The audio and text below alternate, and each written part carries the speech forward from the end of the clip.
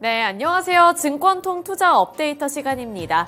어제 국내 증시 장 초반에 반짝 상승불을 켜냈지만 결국 막판에는 하락하며 마감 지었습니다. 코스피 시장에서는 외국인 투자자들의 매도세가 지수를 하락으로 이끌었는데요. 그 안에서도 기관 투자자들의 매수세는 유입됐다는 점 눈여겨보셔야겠는데요. 어제 코스피 시장에서 기관 투자자들은 어떠한 종목들을 담았을지 기관 투자자들이 매수했던 5가지 종목들 함께 살펴보도록 하겠습니다. 네, 코스피 기관 순매수 탑5 리스트입니다. 삼성전자와 SK하이닉스 같은 반도체 투톱이 일제히 올라와 있고요. 삼성전자는 소폭 조정을 받으며 거래를 마쳤지만 SK하이닉스는 2% 넘는 탄력을 받았습니다. 또 아래로 보시면 한화오션, DB하이텍, 그리고 NC소프트까지 이렇게 5가지 종목군들이 올라와 있다는 점 보실 수가 있는데요. 우선 이 5가지 종목들 내에서 삼성전자, SK하이닉스, 그리고 DB하이텍 같은 반도체 종목군들을 많이 담았다는 점 보시면 좋을 것 같습니다. 이 반도체와 관련해서는 추후에 특징주에 넘어가서 조금 더 자세한 이슈들 살펴보도록 하겠고요. 이어서 코스닥 시장에서도 주목받았던 종목들 확인해 보도록 하겠습니다. 코스닥에서는 기관 투자자들의 매도세가 지수를 하락으로 이끌었지만 그 안에서도 외국인 투자자들의 매수세가 이어졌는데요. 따라서 코스닥에서는 외국인 투자자들이 매수했던 5가지 종목들을 보도록 하겠습니다. 외국인들은 코스닥에서 심텍, HPSP, 셀트리온 헬스케어, 포스코 DX와 기가비스를 매수했습니다. 여기서도 마찬가지로 반도체 종목군들이 눈에 띄는데요. 심텍이 어제 13.71% 상승해줬고요. HPSP는 5.14%의 상승률을 가져갔습니다. 또 기가비스 같은 경우에도 8.45% 상승하면서 어제는 이렇게 코스피와 코스닥 할 것 없이 반도체 종목군들이 주목을 많이 받았다는 점 체크를 해보셔야겠습니다. 또 제약바이오 섹터 내에서는 외국인들이 셀트리온 헬스케어를 담았는데요.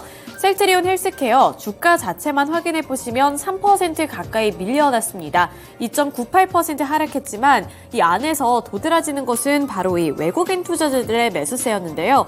외국인 투자자들은 이렇게 셀트리온 헬스케어가 주가가 약세를 나타내더라도 지속적인 매수세를 이어가고 있습니다. 어제까지 포함을 해서 외국인 투자자들은 셀트리온 헬스케어를 17거래일 연속으로 매수하고 있다는 점 체크포인트로 둬보셔야겠고요. 앞으로 이 셀트리온 헬스케어라든지 셀트리온 그룹주들이 어떠한 주가 향방을 택하게 될지도 눈여겨보시면 되겠습니다. 또 2차전지 관련해서는 포스코 DX를 담았는데 어제 2차전지 종목들은 사실 시장에서 소외당한 그러한 섹터였습니다. 주가만 확인해 보시더라도 포스코 DX 2% 넘게 하락했지만 외국인 투자자들의 러브콜을 받았다는 점도 눈여겨보셔야겠습니다. 네, 이렇게 코스피와 코스닥에서 주목받았던 종목군들 대체적으로 확인해 봤는데요. 이어서 어제 시장 전반적으로 어떠한 특징주들이 있었을지 특징 종목들 확인해 보도록 하겠습니다. 먼저 첫 번째 특징주로는 반도체 관련 종목들 확인해 보도록 할 텐데요. 그 관련 종목군들부터 확인해 보시죠. 삼성전자, SK하이닉스, DB하이텍이 우선 코스피에서 올라와 있고요. 코스닥에서는 앞서서 제가 말씀드렸던 것처럼 심텍이라든지 HPSP 같은 종목군들이 주목을 받았습니다. 어제 이렇게 반도체 종목군들이 상승불을 켜낼 수 있었던 것은 온디바이스 AI 시장이 개화될 것이라는 기대감 덕분이었는데요. 현대차 증권은 지난 24일 보고서를 발표했습니다. 이 보고서를 통해서 인터넷 회사들 대부분이 생성형 AI 서비스의 출시를 앞다투고 있다라는 점을 짚어냈는데요. 본격적으로 이 생성형 AI 서비스 출시를 하고 있는데 이 추론용 칩 시장의 개화를 본격화하고 있는 것으로 판단할 수 있다라는 분석을 제시하기도 했습니다. 특히 추론용 칩의 역할이 중요해지고 있는 분야로 온디바이스 AI 시장이 거론되고 있다는 점을 짚었는데요. 이 온디바이스 AI는 우리가 쉽게 사용하고 있는 PC, 스마트폰, VR 등 이러한 기기에 AI 칩을 자체적으로 탑재를 해서 각 디바이스에서 더욱더 빠른 AI 서비스를 이용할 수 있도록 해주는 기술입니다. 별다른 서버나 클라우드 그리고 클라우드 서비스를 거치지 않고 스마트폰 그리고 PC에 바로 적용되는 기술을 뜻하는데요. 기존에는 이 통신망의 상태나 또 서버의 상태에 따라서 이 서비스가 느려지거나 또는 제한을 받는 상황이 있었는데 이 온디바이스 AI를 활용할 경우에는 그럴 필요 없이 기기 자체 성능에 따라서만 영향을 받게 되니까 훨씬 더 편리하다고 볼 수가 있는 건데요. 이렇게 온디바이스 AI 시장은 더욱더 커지고 있는 것으로 드러나고 있습니다. 우선 가장 대표적으로 삼성전자를 비롯해서 여러 스마트폰 업체들 그리고 IT 기업들도 자체 훈련된 AI 기능을 탑재하는 추세인데요. 이 스마트폰의 두뇌 역할을 하고 있는 AP 경쟁도 가열되고 있는 가운데 AP 시장 점유율 1위와 2위를 다투고 있는 미국의 퀄컴 그리고 대만의 미디어텍이 신제품을 차례대로 내놓은 가운데 이 삼성전자도 엑시노스 2400을 공개하면서 이 온디바이스 AI를 향한 관심도를 더 높였습니다. 특히 삼성전자 같은 경우 얼마 전에 공개했던 AI 모델인 삼성 가오스가 바로 이 온디바이스 AI의 대표적인 예시라고 볼 수가 있겠는데요. 따라서 이렇게 온디바이스 AI 시장이 확대될 것이라는 기대감과 함께 어제 이렇게 반도체 종목들 쪽으로 매수세가 유입이 됐습니다. 특히나 장기적으로 봤을 때는 이렇게 온디바이스 AI 시장이 개화가 되고 확장이 될 경우에 반도체 장비를 생산하는 기업들이 수혜를 많이 볼 것으로 전망되고 있는데요. AI 반도체 수요가 커지면서 HBM이 필요하게 될 것이고 이 HBM의 수요가 늘어나면 자연스럽게 반도체 소재, 부품, 그리고 장비 등의 수요로 이어질 가능성이 크다는 거죠. 따라서 어제는 대표적인 이러한 반도체 종목군들도 주목을 받았지만 반도체 장비 그리고 기판 관련 종목들, PCB 기판 관련 종목들이 주목을 많이 받았습니다. 그 대표적인 종목으로 앞서 살펴드렸던 HPSP 그리고 심텍 등이 있었습니다. 네, 넘어가서 이 심텍이랑 HPSP 함께 살펴보도록 하죠. 심텍이 어제 13.71% 상승했고요. 39,400원의 종가를 기록했습니다. HPSP도 5.14% 상승한 37,000원 구간에서 종가를 형성했고요. 기가비스도 8.45%의 상승률을 나타냈습니다. 심텍 같은 경우에는 PCB 관련 종목이고요. HPSP는 장비주라고 볼 수가 있겠습니다. 또 기가비스 같은 경우에도 반도체 HBM 관련 종목으로 엮이면서 어제는 이 AI 반도체 내에서 이런 기판 그리고 장비 관련 종목들이 주목을 많이 받았다는 점도 체크해 보시면 좋을 것 같습니다. 네, 이어서 두 번째 특징주 살펴보겠습니다. 두 번째 특징주로는 조선주 확인해 보도록 할 텐데요. 어제 또 조선주들이 전반적으로 상승하며 거래를 마쳤습니다. 그 대표적인 종목도 함께 확인해 보도록 할 텐데요. 한화오션입니다. 한화오션이 3.09% 상승한 23,350원의 종가를 기록해내는 모습이었는데요.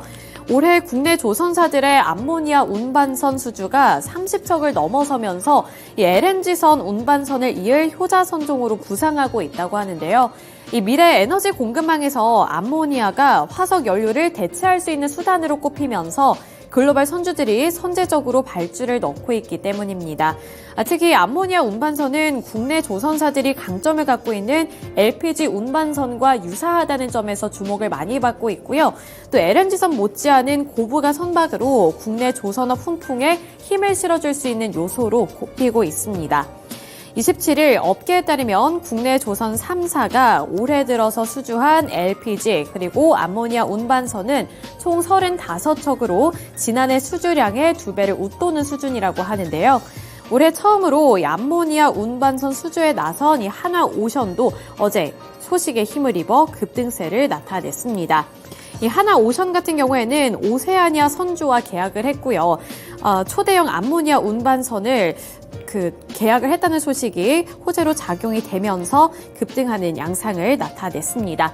그리고 업계 전반적으로 봤을 때 업계에 따르면 2035년까지 예상이 되는 암모니아 운반선 수주 물량은 150척에서 200척 정도가 될 것으로 보이고요. 매년 20척 정도가 필요하다고 하는데요. 이렇게 업황에 대한 긍정적인 전망도 제시되고 있는 가운데 한화오션 같은 경우에는 오세아니아 선주로부터 공급 계약을 따냈다는 소식까지 더해지면서 3% 넘게 올랐고요.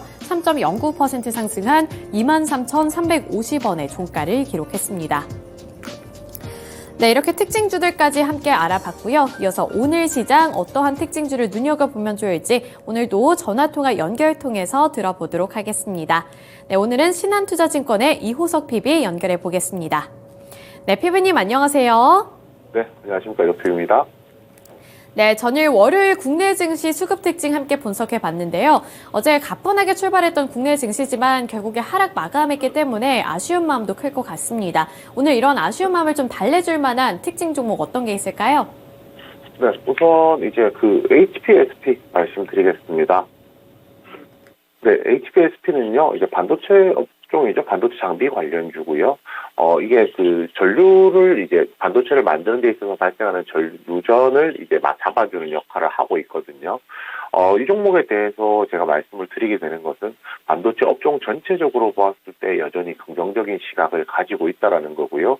이 긍정적인 시각이 유지가 되기 위해서는 결국 이제 종목들 중에서도 시세가 분출했다가 조금 쉬고 있는 종목들이 추가적인 상승 가능성이 있다는 점에서 HPSP를 주목을 하고 있습니다.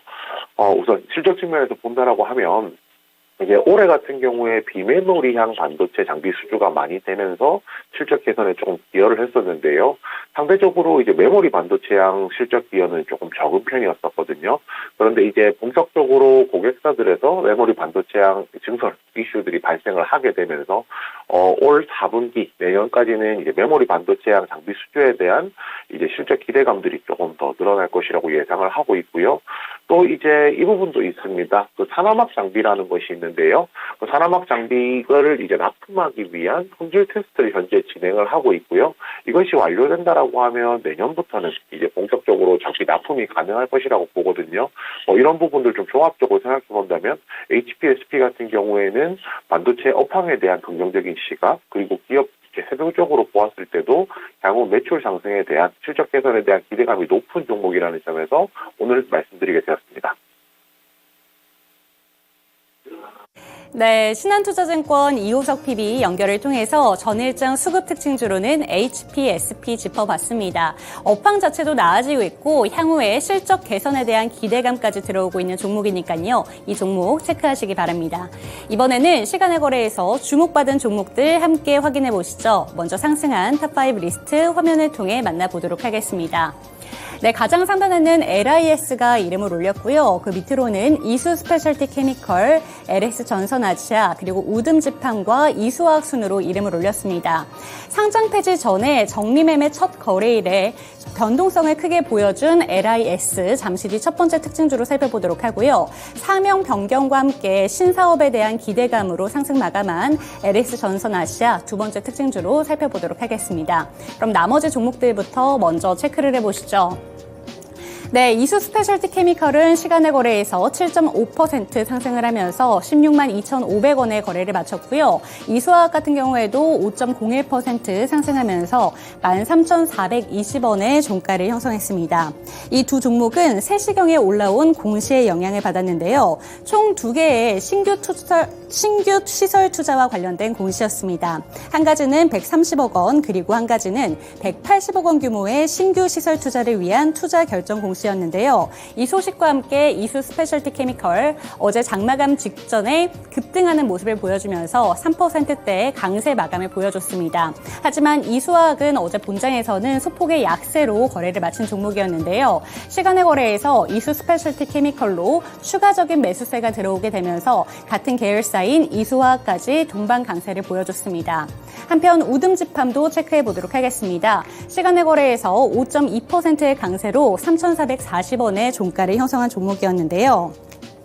사우디의 엑스포 개최가 유력하다는 소식과 함께 사우디와의 스마트팜 MOU 체결 소식에 수혜주로 부각을 받은 종목입니다. 이 본장에서도 15%의 강세를 보여준 종목이었는데요. 시간의 거래에서 5% 추가적으로 상승을 하면서 3,000원대의 종가를 형성했습니다. 그럼 첫 번째 특징주로 LIS 분석을 해보시죠. 네, 본장에서는 87% 급락을 하면서 332원의 종가를 형성한 종목이었는데요. 시간의 거래에서 하락분의 대부분을 반납을 하면서 결국에는 50%의 추가적인 상승세를 보여줬습니다. 499원의 종가를 형성했는데요. LIS는 지난 24일에 상장 폐지가 결정된 종목입니다. 27일부터 다음 달 12월 5일까지 총 7거래일 동안 정리매매가 진행이 되고요. 6일에 상장 폐지가 되는 종목인데 일명 상폐 빔이라고 합니다. 상장 폐지 예정의 주식이 급락 이후에 단기간의 시세 타익을 노리는 투자자분들로 인해서 급등한 탓으로 풀이가 되고 있고요. 가장 상단에 이름을 올렸으나 그럼에도 불구하고 주의는 필요해 보입니다. 그럼 두 번째 특징주도 함께 분석을 해보시죠.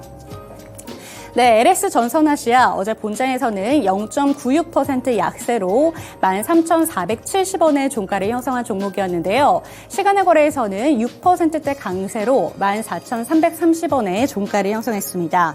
이 본장에서 LS 에코 에너지로 사명을 변경한다 이런 공시를 내놓았는데요. 신사업 추진을 위해서라고 밝혔습니다. 새 사명은 기존의 전력과 통신 케이블 중심의 사업에서 이제는 해적 케이블과 히토류 등으로 사업을 확대시키고 더 나아가 친환경 에너지 기업으로 도약하겠다는 의미를 담았다고 밝혔습니다.